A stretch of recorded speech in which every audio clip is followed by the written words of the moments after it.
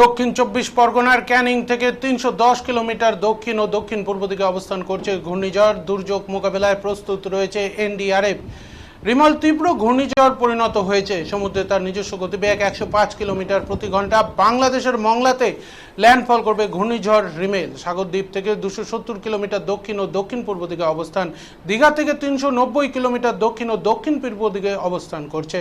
দক্ষিণ ২৪ পরগনা ক্যানিং থেকে মাত্র ৩১০ কিলোমিটার দক্ষিণ দক্ষিণ পূর্ব দিকে অবস্থান করছে ঘূর্ণিঝড়।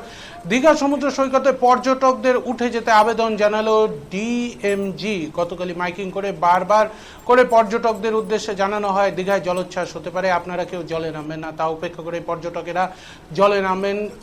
সকাল থেকে দীঘা পুলিশ বারংবার পর্যটকদের উদ্দেশ্যে বলেন কোনোভাবেই জলে নামা যাবে না। ইতিমধ্যে দুর্যোগ মোকাবেলায় প্রস্তুত রয়েছে এনডিআরএফ। সাগরদ্বীপে রয়েছে এনডিআরএফ এর টিম। ইতিমধ্যে দুর্যোগ মোকাবেলার জন্য প্রস্তুতি শুরু করে দিয়েছে এনডিআরএফ। ইতিমধ্যে কাকদ্বীপে শুরু হয়েছে বৃষ্টি।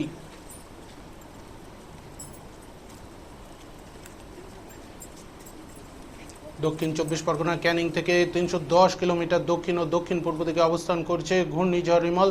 দুর্যোগ মোকাবেলায় প্রস্তুত রয়েছে এনডিআরএফ। ইতিমধ্যে রিমেলের প্রভাবে কাকদ্বীপে শুরু হয়েছে বৃষ্টি।